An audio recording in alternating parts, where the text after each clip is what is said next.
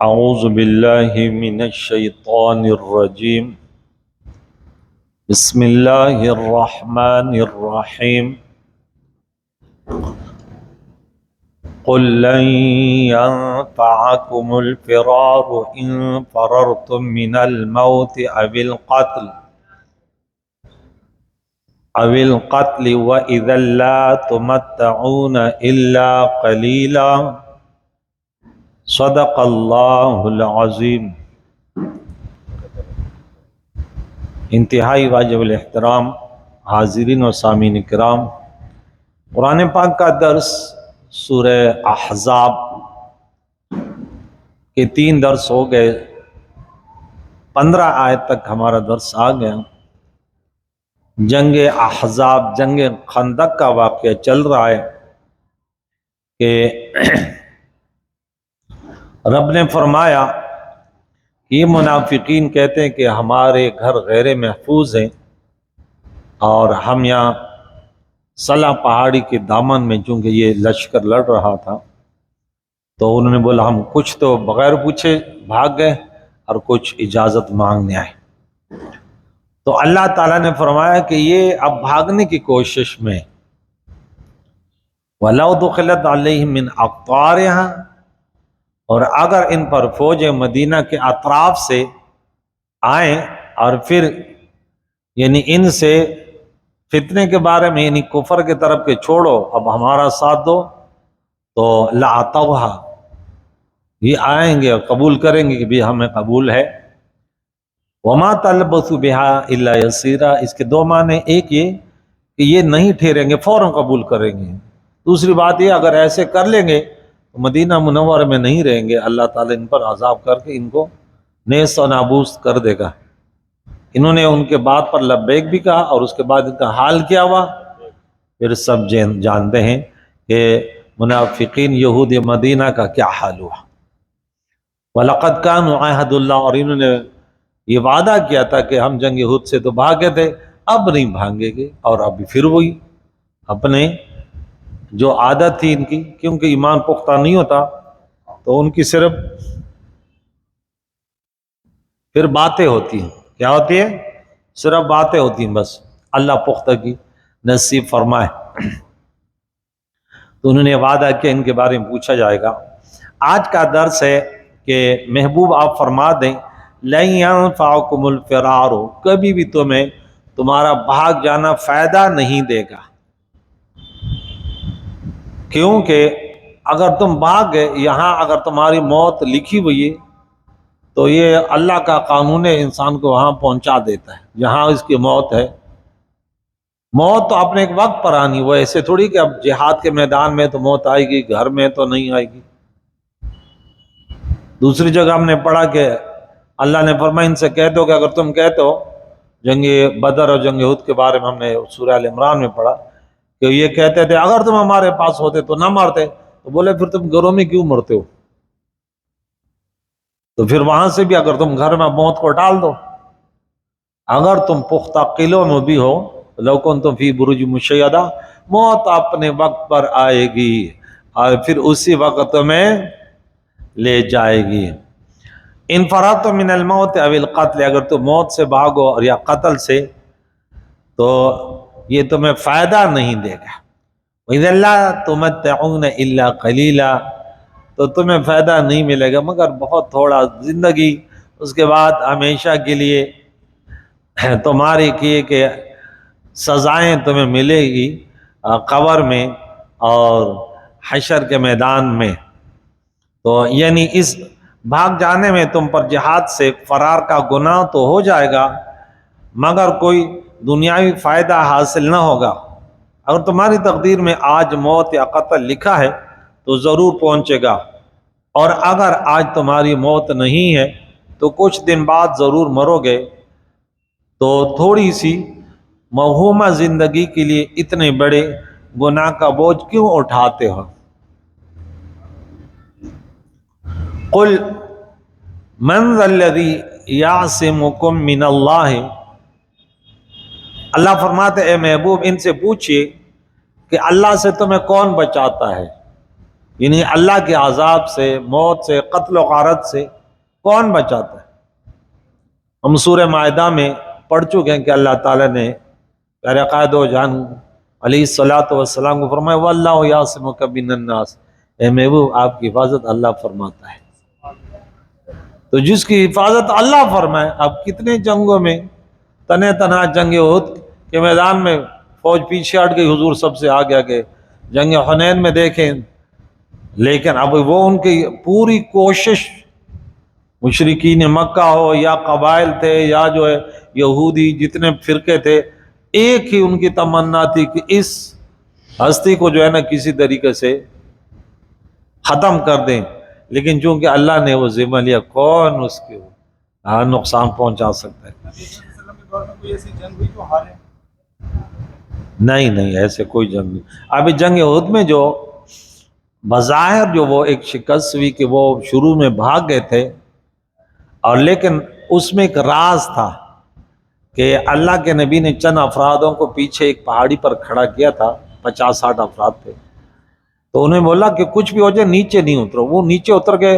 اتنے میں وہ پیچھے سے جا کے حملہ کیا، اور 70 کے قریب جو ہے نا صحابہ کرام وہ شہید ہے، اور کچھ مدینہ کی طرف چلے گئے۔ اس کو کہتے ہیں کہ یہ شکست فتح کے بعد کیوں ہوئی، لیکن پھر بھی وہ میدان جنگ میں تھے، اس کے بعد بھی وہ بھاگے تھے، مسلمان میدان جنگ میں رہے۔ لیکن اللہ فرماتا ہے یہ دنیا کی اگر بظاہر جیسے میدان کربلا میں کوئی بولے کہ ان کو تو ختم کرتے سب کے سب کو یہ بھی جیت جو تھی وہ، کیونکہ جیت یہ تھی دین اسلام پر استقامت، بس جو مقصود تھا وہ حاصل ہو گیا، اور اس کے بعد ان کا جو انجام ہوا یزیدیوں کا کہ دنیا نے وہ تماشا دیکھ، ایک ایک کو جو ہے نا سزا ملی۔ اس وقت بس ایک حکمت تھی اللہ تعالیٰ کی اس میں کہ قیامت تک آنے والوں کو کہ پیارے عقائد و جان کے وہ پیارے لاڈلے نواز سے اگر وہ اتنی قربانی دے سکتے ہیں تو آج ہمارے لیے ایک سبق ہے کہ ہم کیوں کو کسی ظالم کو جو عملی یزیدی ہو ہم اس کو اپنا بڑا کہیں۔ اب نام تو بہت سارے نام امام حسین رضی اللہ عنہ کا لیتے ہیں، لیکن کردار ان کا جو لیڈر ہے ان کا کردار خود یزید کا ہے۔ شراب پینا، نماز نہ پڑھنا، کتے پالنا، بندر پالنا، کیا ہے یہی اس کا بھی تو یہ قصور تھا۔ وہ تھوڑی تھا کہ وہ اللہ کا منکر تھا، رسول کا منکر تھا، کسی نے آج تک یہ تھوڑی کہا کہ وہ یزیدی نہیں، ان کے اندر جو غلط کردار تھا، ورنہ ایک جلیل القدر صحابی کا بیٹا، لیکن کردار جب پٹلی سے اتر گیا بولا ختم۔ تو اللہ تعالیٰ تمہیں بچاتا ہے، اللہ تعالیٰ کے مقابلے میں تمہیں کون بچائے گا؟ ان اراد بکم سوءا، اگر اللہ تعالیٰ تمہیں تکلیف پہنچانے کا ارادہ کرے، او اراد بکم رحمہ، یا رحمت کا ارادہ کرے۔ سورہ فاتر میں پڑھیں گے 3 نمبر آیت کہ سورہ فاتر سورہ نمبر 35 سورہ سبا کے بعد یہ آیت، یا آیت نمبر 3 میں یہ دیکھیں کہ رب کریم فرماتا ہے ما یفتح اللہ للناس من رحمت فلا ممسک لها، اللہ جو اپنی رحمتیں کھول دیتا ہے کسی کو عطا کرتا ہے، دنیا کا کوئی پاور طاقتور اس کو ان سے چھین نہیں سکتا، ان سے روک نہیں سکتا۔ اور وما یمسک فلا مرسل له من بعده وهو العزیز الحکیم، اللہ ایک رحمت کسی سے روک لے کون دے سکتا ہے؟ پھر اللہ کے مقابلے میں کوئی نہیں، یہ مسلمان کا تصور بھی نہیں ہے۔ بعض لوگ غلط معنی لے لیتے ہیں، ہم اور جو بزرگوں کی دعا وغیرہ وسیلہ، اس کا یہ معنی تھوڑی ہوتا ہے کہ اللہ نہ دے تو یہ اس کے مقابلے، یہ تو شرک کا عقیدہ، یہ تو کفر کا عقیدہ ہے۔ ہم نے کبھی ایسے نہیں کہا کہ اللہ کے مقابلے میں بھی کوئی دینے والا ہے، مقابلے کی بات نہیں ہے۔ یہاں پہ یہاں برائی سے مراد، سوء سے مراد کیا ہے؟ ان کی موت یا قتل ہے، کہ اراد بکم سوءا، اللہ تعالیٰ نے تمہیں قتل یا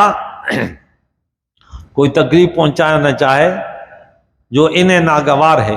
اور رحمت سے مراد زندگی اور امن ہے جو انہیں رحمت معلوم ہوتی ہے، ورنہ مومن تو شہادت کی موت کو رحمت اور جہاد سے بھاگنے کے بعد کی زندگی کو عذاب سمجھتا ہے۔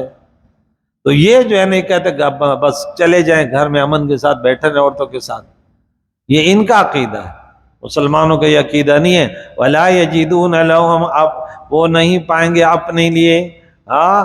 وہ اللہ کے سوا نہیں پائیں گے اپنے لیے، من دون اللہ ولیًا ولا نصیرا، نہ کوئی حامی اور نہ مددگار۔ اس سے چند مسئلے معلوم ہوئے۔ ایک یہ کہ موت یقیناً آنی ہے، اس سے بھاگ نہیں سکتے،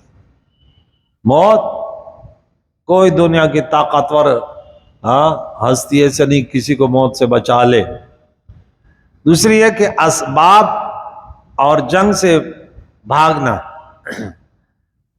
موت کو ٹال نہیں، آپ سمجھتے ہیں کہ یہ اسباب موت ہے، بظاہر ایک سبب ہوتا ہے لیکن انسان اس سے بھی نہیں بھاگتا۔ ایک انسان کے مقدر ہے بھائی یہ فلاں جگہ یہ جو ہے ایکسیڈنٹ سے موت آئے گی، وہ سبب اس کو وہی واقع ہوگی۔ تیسری یہ کہ جو خدا کو چھوڑ کر خدائی کو دوست بنائے، خدا کے خدائی کو دوست بنائے خدا کو چھوڑ کر، وہ بڑا بے وقوف ہے، اور جو خدا کی محبت میں خدائی کو چھوڑ دے وہ کامیاب ہے، انجام کی بھلائی پائے گا۔ خیال رہے کہ اللہ کے مقبول بندوں کی مدد اللہ کی مدد ہے۔ آیت کا مطلب یہ ہے کہ اگر رب تمہارا برا چاہے تمہارا کوئی مددگار نہیں جو اس کے عذاب سے تمہیں بچا لے۔ یہودیوں کا یہ غلط نظریہ تھا کہ خود وہ برا کرتے تھے اور پھر وہ سمجھتے تھے کہ بس ہمیں جو ہے نا یہ بچا لیں گے۔ بولے نہیں، تمہارا جو عقیدہ ہے تین چیزیں، نہ تمہیں شفاعت ملے گی، نہ تمہیں ہمارا کوئی فدیہ دے سکے گا، ولا انصرنا، نہ کوئی اس کی مدد کر سکے، کوئی تینوں راستہ تمہارے بند ہیں، اس لیے کہ تم شرک میں مبتلا ہو، تمہارا عقیدہ کفریہ ہے۔ کفر کے عقیدے کے بعد کوئی چیز فائدہ نہیں دے سکتی، گناہگار کو فائدہ ہوگا۔ یہ ہمارا اجتماعی اہل سنت مت کا اجتماعی مسئلہ ہے۔ قد یعلم اللہ المعوقین، موقع منع کرنے، اللہ تعالیٰ منع کرنے والے جہاد سے دوسروں کو، منکم جو تم میں سے، بظاہر یعنی منافقین دوسروں کو جہاد سے روکتے کہ بیٹھ جاؤ، کیوں جا رہے، اتنے طاقتور لوگوں سے کیوں لڑ رہے، والقائلین لاخوانہم، اور اپنے بھائیوں سے کہنے والے ہلم الینا، ہمارے طرف چلے آؤ۔ یہود نے منافقین کو خفیہ پیغام بھیجا کہ ہم تمہارے سچے خیرخواہ ہیں، اگر تم پیارے عقائد و جان کے ساتھ رہو تو ابو سفیان تمہیں تباہ کر دیں گے، اور اگر تم ہمارے پاس آ گئے تو تمہارا بال بھی بیگا نہ ہوگا، تمہیں بالکل امن رہے گا۔ یہ دیکھ ان کے جھوٹے وعدے۔ منافقوں نے مسلمانوں کو خفیہ طور پر رغبت دی، جس قدر یہ منافق مسلمانوں کو ڈراتے تھے اس قدر مومنوں کے ایمان اور زیادہ مضبوط ہوتے تھے اور ان کا استقلال اور بڑھتا جا رہا تھا۔ وہ کہتے تھے کہ جب مرنا ہی ہے تو بہتر ہے کہ جناب مصطفیٰ پیارے عقائد و جان کے قدموں میں دم نکل جائے، اس سے بڑھ کر کون سی پیارے عقائد و جہان کہ ہم نشینی میں موت آ جائے۔ وَلَا يَأْتُونَ الْبَأْسَ إِلَّا قَلِيلًا، اور لڑنے میں نہیں آتے تمہارے پاس مگر بہت تھوڑے، اور وہ بھی محض ریاکاری، مسلمانوں کو بہکانے اور ان کو بزدل بنانے کو کوشش کرنے کے لیے، لہذا ان کا جہاد میں آنا عبادت نہیں ہے، کفر ہے۔ اشحۃ علیکم، یہ تمہاری مدد میں بڑے بخیل ہیں، بخل کر تمہاری مدد نہیں کرتی۔ وَإِذَا جَاءَ الْخَوْفُ،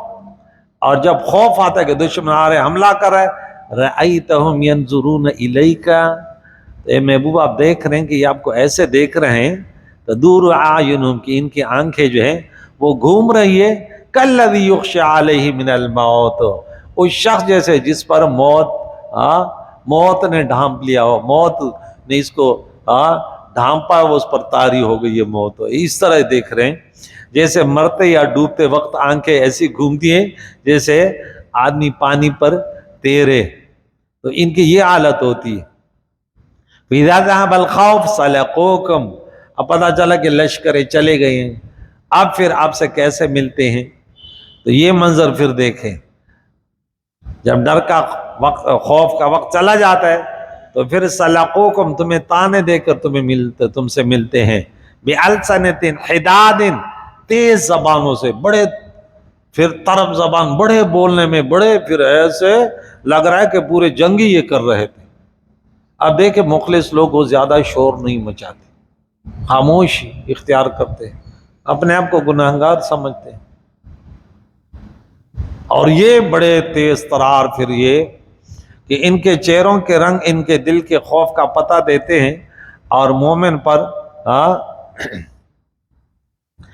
اطمینان کے آثار ہوتے ہیں۔ تو یہ بڑے جب خوف کا وقت نکل گیا،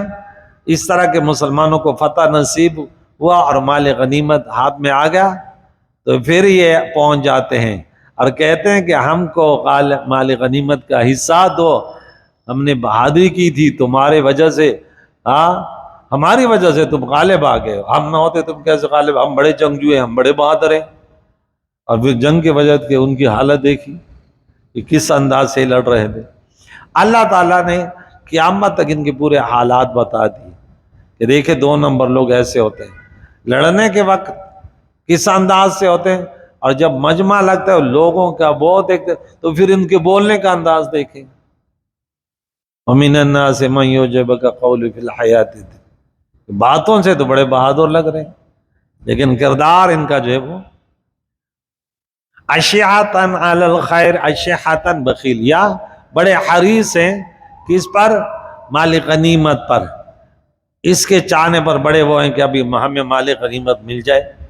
اولئک لم یؤمنوا فاحبط اللہ اعمالهم، یہ لوگ یہ ہے کہ یہ ایمان ہی نہیں لائے، اللہ نے ان کے اعمال کو باطل کر دیا۔ احبط یعنی اظہر اللہ، معنی بھی ہو سکے کہ ظاہر کر دیا، ورنہ اعمال تو ان کو کچھ تھے نہیں، حالت کفر میں کوئی عمل قابل قبول نہیں ہوتا تو پھر کیسے عمل ختم کیسے ہوا جب تھا ہی نہیں؟ تو معنی یہ بھی ہو سکتا ہے کہ اللہ نے ظاہر کر دیا کہ دیکھیں ان کی یہ اس وجہ سے ان کے اعمال تباہ و برباد ہو گئے۔ تو معلوم ہوا کہ وقت پر ساتھ نہ دینا اور زبان سے دعوے محبت کرنا منافقوں کا کام ہے۔ نام تو اس طرح نعت پڑھنے آ جائے ادھر ادھر تو بڑا شور مچا رہے ہیں، اور جب صبح کی نماز کا وقت آ جائے تو پھر پورے سال نظر نہیں آئے، اور پھر مسجد میں ادھر ادھر دیکھے تو امام پر بھی ایسی نگاہ رکھتا ہے کہ بھائی یہ امام سچ بولتا ہے، اور یہ حدیث بیان کرتا ہے کہ صبح کی نماز نہ پڑھنے والے کے کان میں شیطان، یار اس امام کو فارغ کرو، یار بڑا فارغ کرو، بڑا تیز بہادر بنا ہے۔ ارے چوہے تو کیا فارغ کرے گا؟ دین کی تبلیغ، غیرت مند علماء ہر جگہ ہوں گے، تیرے جیسے چھوٹے فرعون دنیا سے وہ بڑا بھی گیا تو یہ چھوٹے بھی چلے جائیں گے۔ علماء حقانیین ربانیین کے مقابلے میں آنا، ارے تیری نسلوں کی بربادی ہو جائے گی، لیکن اگر وہ مخلص ہے دین کے ساتھ اس کو کچھ نہیں بگڑے گا۔ اللہ تعالیٰ میں اخلاص کے ساتھ دین کی تبلیغ، پیارے عقائد و جان کے تعلیمات کو آگے بڑھانے کی توفیق عطا فرمائے۔ جو ساتھ دینے والے ہیں اللہ ان کے اولاد و نسلوں میں برکت پیدا فرمائے، اور جو ازلی بدبخت ہے اللہ ایسی سزا دکھا دینا کہ پھر علماء کے خلاف زبان پر تالا لگا کے رہے کہ محلے میں منافقین وہاں بھی تھے یہاں بھی ہیں، یہ مت سمجھو کہ یہاں نہیں ہے۔ ہم سمجھتے نہیں ہیں کیا کہ جو بھی علماء کرام ان کے ہزاروں کتنے شہید ہو گئے، وہ لگے رہتے ہیں، کبھی پیسہ جمع کر کر کے ان کے خلاف چندہ کر کے انہیں شہید کرتے ہیں، لیکن اللہ کی رضا وہ حاصل کر کے رہیں گے، ان سے کوئی رکاوٹ نہیں ہوگی۔ باقی جان دے دی تو دی اسی کی تھی، ہم تو کہتے ہیں حق تو یہ ہے کہ حق ادا نہ ہوا۔ کبھی بولیں کہ دیکھ یہ مولوی سے بھی تقریر کرتے ہیں، پتہ ہے یہ فلاں ہے، یہ جاسوس ہے، جاسوس۔ اب کسی طرح منافقین کا کام تھا کہ ان کے دلوں میں شبہات ڈالیں۔ اب بھائی آپ کے شبہات ڈالنے سے تمہارا ایمان ختم ہو رہا ہے۔ دین تو اللہ تعالیٰ نے ذمہ لیا، وہ دین تو ان کے تعلیمات پیارے عقائد و جہان کی سنت، ان کی تشہیر و تبلیغ تو ہوتی رہے گی۔ تو یہ ان کے اللہ تعالیٰ نے ان کے اعمالوں کو ختم کر دیا۔ مومن کی شان یہ ہے کہ کلام کم کرے، کام زیادہ کرے، اس لیے رب نے بولنے کے لیے زبان ایک اور دیگر کام کرنے کے لیے آزاد دو دو دیے ہیں. لیکن علماء زیادہ بولے، ایسے نہ ہو کہ علماء بولے ہم بھی کم بولتے ہیں، ہفتے میں 10 دن میں مہینے میں 1 دن درس دیں گے کیونکہ ہم نے سنا کہ کم بولنا ہے. نہیں، وہ جہاں بھی غلط لوگوں کو دیکھے تبلیغ کرے کہ بھئی تو غلط راستے پر گامزن ہے، یہ راستہ غلط ہے، تمہارا کردار غلط ہے.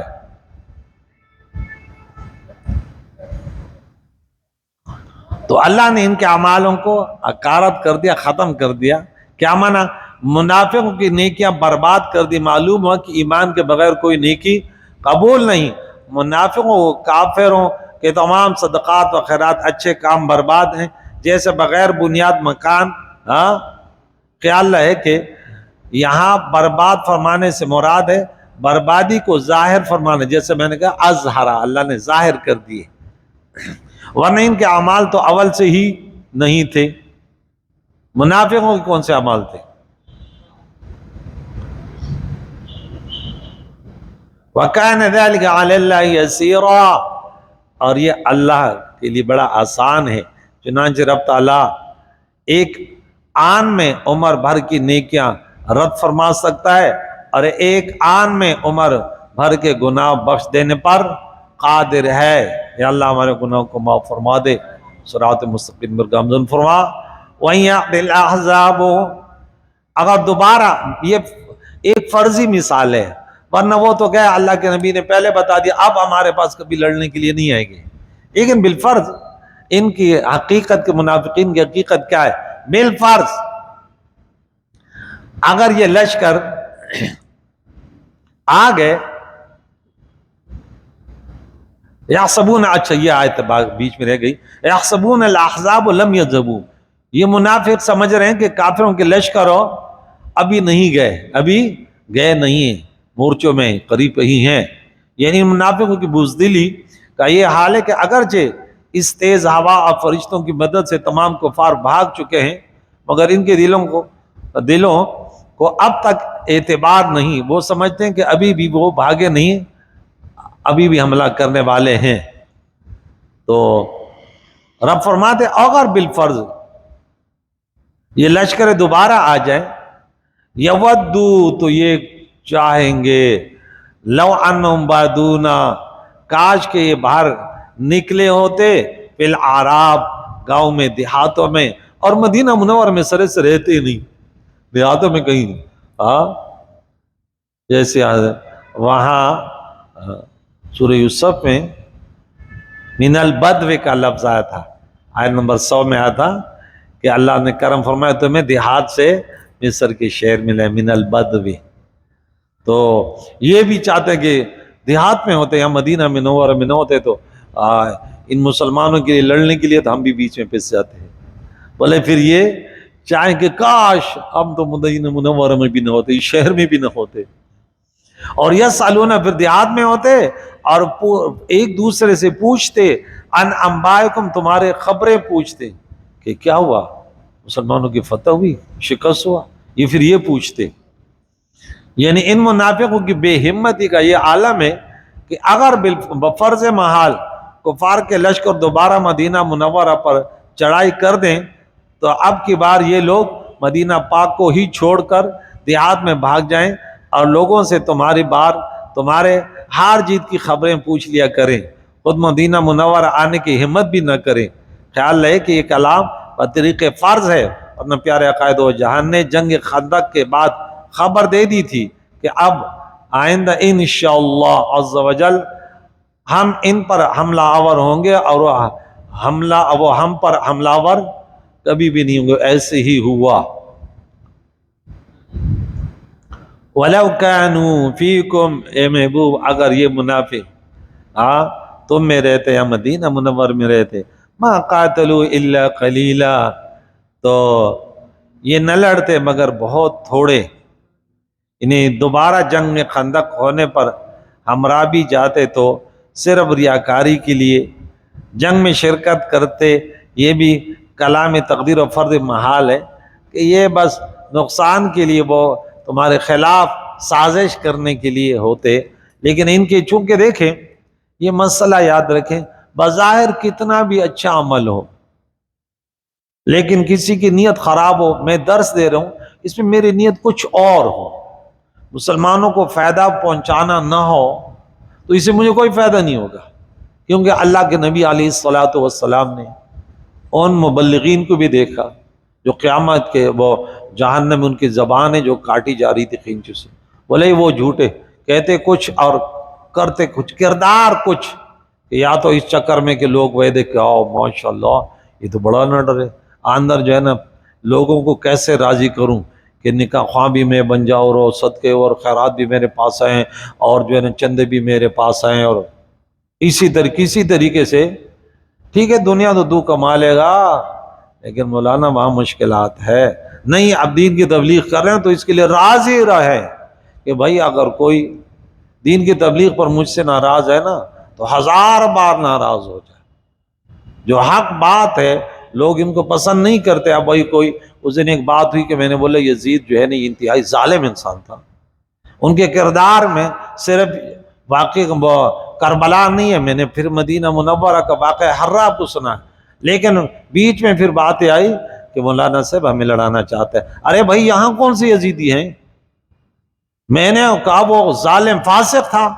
اور اہل بیت وہ برحق تھے، اب اس میں کون سی لڑائی کی بات؟ لیکن محلے میں گھوم رہے لڑانا چاہتے ہیں، لڑانا چاہتے ہیں، ارے کم بخت تیرے ایمان ہی کمزور ہے، ہاں نہیں بولے یہ لڑانا چاہتا ہے، یہ دیکھ بولے وہاں دو لڑ رہے تھے نا، بولے یہ مولانا صاحب چاہتے ہیں کہ لڑ جائیں ہم، ارے اگر اس پہ لڑتے ہو نا تو کل نہیں آج سے لڑائی شروع ہونی چاہیے کہ مولانا صاحب یہ نہ بولے کہ یزید ظالم ہے اور غلط ہے، اور یہ نہ بولے کہ امام حسین رضی اللہ تعالیٰ بیعت عظام برحق تھے، ہاں ہماری محبت انہیں کیا، انہی کی محبت ہماری جو ہے نا کامیابی، اہل بیت کی محبت میرے پیارے آقا دو جان علیہ الصلوۃ والسلام کی محبت ہے، صحابہ کی محبت پیارے آقا دو جان کی محبت ہے، علماء کی محبت پیارے آقا دو جان کی محبت ہے، اولیاء اللہ کی محبت پیارے آقا دو جان کی محبت ہے، اگر اس پر کوئی روٹھ جاتا ہے تو کتنی ہماری خوش نصیبی ہوگی کہ بھائی دیکھیں ہم نے الحمدللہ ہم کوشش کرتے ہیں کہ امن کا درس دیں، لیکن اپنے جو ہمارے اہل سنت و جماعت ہے کبھی کسی کا نام میں نے نہیں لیا، کوشش کرتے ہیں، کیونکہ یہ تو لوگ بھی ہے ایسے 2 نمبر ہوتے ہیں، وہ کوشش کرتے ہیں کہ چلو کوئی موقع مل جائے، آج تک الحمدللہ موقع نہیں ملا کہ دیکھیں یہ خلاف شرع بات کی۔ میں نے یہ کہا کہ تم لوگ خود جو ہے کالے کپڑے نہیں پہنو، سوگ نہیں کرو، رونا چیخنا پیٹنا نہیں کرو، ارے روئے تو وہ ہاں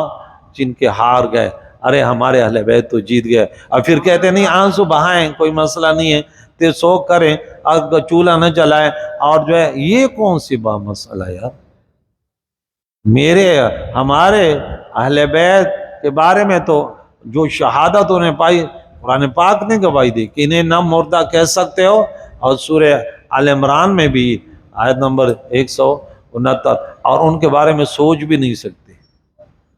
یہ تو ایک راز تھا کہ اللہ تعالیٰ کو منظور تھا اور انہوں نے سب نے قربانی دی، لیکن ہٹے نہیں پھر، اور وقت کے جو ظالم تھے ان کے سامنے نہیں جھکے۔ تو انشاءاللہ یہ واقعہ ہمارا چل رہا ہے، کریم مولا سے دعا ہے کہ جو ہمارے سامعین ہیں خصوصاً جو یہاں اب مسجد میں آ کے پورا درس سنتے ہیں، اللہ اجر عظیم عطا فرمائے کہ جنگ خندق میں ہمارے لیے بہت بڑا سبق ہے۔ کل انشاءاللہ آیت نمبر 6 میں کہ النبی اولا پر تفسیر ہوئی، کل کہ جنگ خندق جو تھا اس میں کیا سبق تھا وہ کل پڑھیں گے۔ لَقَدْ كَانَ لَكُمْ فِي رَسُولِ اللَّهِ أُسْوَةٌ حَسَنَةٌ کہ پیارے عقائد و جہان کہ پیارے حیات طیبہ، کیا ان کی پوری پاکیزہ زندگی جو ہے ہمارے لیے اسوہ حسنہ ہے۔ تو انشاءاللہ اس پر کل گفتگو کی کریم اللہ سے دعا ہے، اللہ تعالیٰ سامعین و حاضرین کو اجر عظیم عطا فرمائے، ہمیں بھی اللہ توفیق عطا فرمائے، کوشش کریں کہ لوگوں تک اس پیارے کلام کی تبلیغ کریں کہ اللہ کے نبی علیہ الصلوۃ والسلام کی شریعت مطہرہ میں کس قدر ہمارے دنیا و آخرت کی کامیابی ہے، اسی پر چلیں گے تو کبھی ہمیں شکست نہیں ہوں گی۔ اس پٹلی سے پیارے آقا دو جان کی شریعت سے، ان کی سنتوں سے تھوڑے سے بھی ہٹیں گے تو خسرت دنیا والآخرہ، دنیا میں بھی ذلت اٹھائیں گے اور آخرت تو ہمارے گئے گئی۔ کریم اللہ ہم بڑے گناہگار خطا کار ہیں، کرم فرما پیارے عقائد و جان، ان کے پیارے صحابہ، اہل بیت اعظام اور اولیاء کرام، یا اللہ تعالیٰ ہم ان سے محبت کرتے ہیں، ان کے توفیل یا اللہ تعالیٰ پیارے نبی کی پیاری سنتوں کو سیکھ کر اس پر عمل کرنے کی توفیق عطا فرما۔ پیارے اللہ ہم سب کے مرحومینوں کی مغفرت، زندوں کو دین اسلام پر جینا، اسی پر موت نصیب فرما۔ وصلی اللہ تعالی علی خیر خلقہ محمد وعلی آلہ وصحبہ اجمعین برحمتک یا ارحم الراحمین۔